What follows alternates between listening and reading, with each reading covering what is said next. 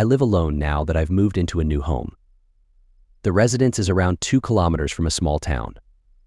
I adore the peace and quiet of the woods, away from the hustle and bustle of the city. Therefore, the house itself is in the center of a lovely wooded area in a tiny town, which is ideal for me. I was excited about the prospect of owning a barn because of all the things I could do with it. This house was a recent graduation present from my parents. It's odd that my grandparents gave them the house because we didn't grow up in it themselves. My parents actually didn't bring it up to me until I graduated from college, acknowledging that they greatly preferred city lifestyle over rural existence. Before my grandparents chose to move out one day when she was about 7 years old, my mother stayed in the house for a short while. Since there were too many memories and my parents could at least utilize it as a vacation home, they never sold the house. They didn't. Although the house was a little dilapidated, I didn't give a damn. I had a house. The easy part was mowing the lawn and pruning the branches. The hard labor started inside the house, removing cobwebs, dusting old furniture, and discarding outdated canned goods.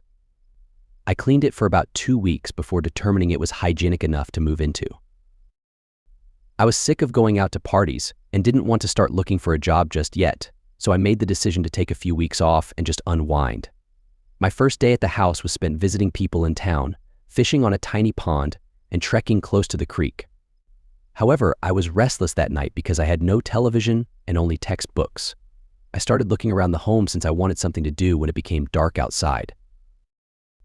I was surprised to see a variety of toys, furniture, and mementos from my mother's early years in the attic. I discovered board games, action figures, a doll home, baseball cards, jump ropes, a small football helmet, and more. I found this to be fascinating. After that, I discovered my mother's diary on an old dresser. Win. I can read this until I nod off at night. Not tonight, though, as I was exhausted and chose to sleep in my lovely new home's bedroom. I fell asleep quickly, but I was startled by noises coming from the attic and stairs. Living in an ancient house was to be anticipated, and I was confident that I would adjust. When I went to look at the barn the following day, I had made the decision to convert it into a hobby area where I could do carpentry or anything else my waning passions prompted. Aside from a stack of cigarette butts in the corner and a musky stench that permeated the air, the barn was actually in immaculate condition. The only thing that worried me was the scent. I don't smoke and detest cigarettes since they give off a stench that makes me want to throw up. I chose not to use the incredibly shaky-looking ladder that led to the loft because I didn't want to break my neck in the middle of nowhere. Other for some hay creeping over the edge, nothing seemed to be up there.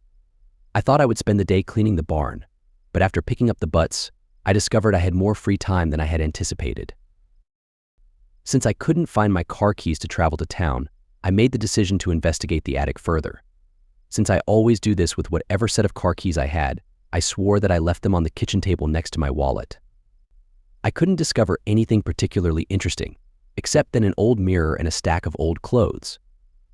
As I was leaving, I realized that there weren't as many dolls as I had recalled, and I was positive that one of them had been missing. In any case, I chose to simply read my mother's journal.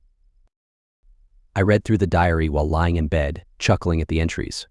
According to a number of them, her older brother James would try to throw his baseball bat into a tree, hit himself in the face, or throw tantrums for no apparent reason.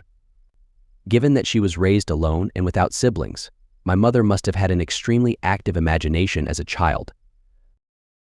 I became increasingly irritated with the incessant creaking in the attic, so I noted the page I was on and walked downstairs for a snack. The following morning, I made the decision to go out and find someone who could fix it.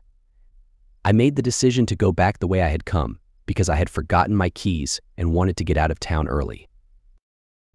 I made the decision to check the barn before it got too dark because the sun was starting to set, a drab orange peeking over the horizon. Just in case it got too dark, I packed a flashlight. I found some cigarette butts in the corner that I had evidently missed previously, but I was unable to locate my keys. I put the flashlight down, picked them up, and tossed them aside. Following a fruitless search, I looked up toward the loft and saw a doll leaning against the wall. Yesterday, I climbed the shaky ladder to the loft against my better judgment because I thought I might have seen the doll in the attic. A pile of hay, the doll, and an old hammer were the only objects up here. After picking up the doll, I descended and headed for my house. My keys were on the floor when I walked through the front door, the only one that was bent and smashed was the ignition key. I went to bed and planned to walk to town in the morning, since I was annoyed that I must have walked on the key and bent it. I opened my mother's old diary and read it before turning in for the night. I was so engrossed in the story that I stopped caring about the creaking of the old house, and she was surprisingly articulate for a 7-year-old. But the entries in the diary were unsettling. The story was getting too graphic for a 7-year-old's imagination, and James started cutting himself in front of the family and lighting fires. My mother witnessed the entire incident, which was the most upsetting entry. James had attempted to kill my grandfather with a knife and fled into the woods after stabbing him. James had not come back after leaving the hospital. Messages were being scribbled in blood on the home, and dead animals began to show up outside the front door. She said that for the past week, her grandparents have been chatting among themselves and won't let her leave the house by herself. In addition, she often wrote about how much she missed James. The diary simply stopped here, without explaining when or why they moved. My pupils were dilated, my heart was pounding, and my labored breathing was quiet. Whether it was real or not, the diary made me want to leave this place. Because of my adrenaline rush, the wind outside, and every tiny squeak the house produced, I was aware of everything. Hold on. The home was completely silent and no longer creaked. I locked myself in the room by pushing my bed up against the door. My lamp and lone source of light were knocked over as I shifted my dresser in front of the window. The room was enveloped in darkness, with the door's little keyhole serving as the only light source. I sat next to the bed with my back against the wall, determined to remain up till sunrise. The hallway floor started to creak, paused just outside my door, and then stopped again. I attempted to listen over the loud sound of breath entering and leaving my lungs, but it was worse than the steady thumping of blood entering and leaving my heart. The light that was coming in through the keyhole went dark. Light came back through the keyhole a few minutes after the heart-stopping terror, and then there was more creaking. I resisted checking my darkest fear via the keyhole. It felt like days before daybreak arrived. I moved the dresser that was obstructing the window as light began to seep around it, and I waited until the entire forest was bathed in sunlight. I quickly ran down the stairs outdoors after carefully moving my bed. I was planning to run to town without a car. In case I required a blunt weapon, I hurried into the barn to hastily grab my heavy mag lamp. I grabbed it from beneath the stack of cigarettes it was hiding beneath and sprinted toward town along the dirt path. I made sure to sit in a booth that was against a wall rather than a window when I called my parents to come get me from a Greasy Spoon diner. For repercussions, I did call the police, who stated that they had not discovered anything unusual, and my mother and grandmother both dispute that there is a family member named James. Since I wasn't living in this terrible place, I went back to get my possessions with a few pals and my parents, mind you.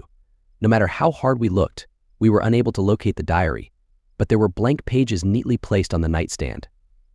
My mother adamantly denied ever having one and chastised me for having such an active imagination and smoking in the barn, leaving cigarette butts all over the floor.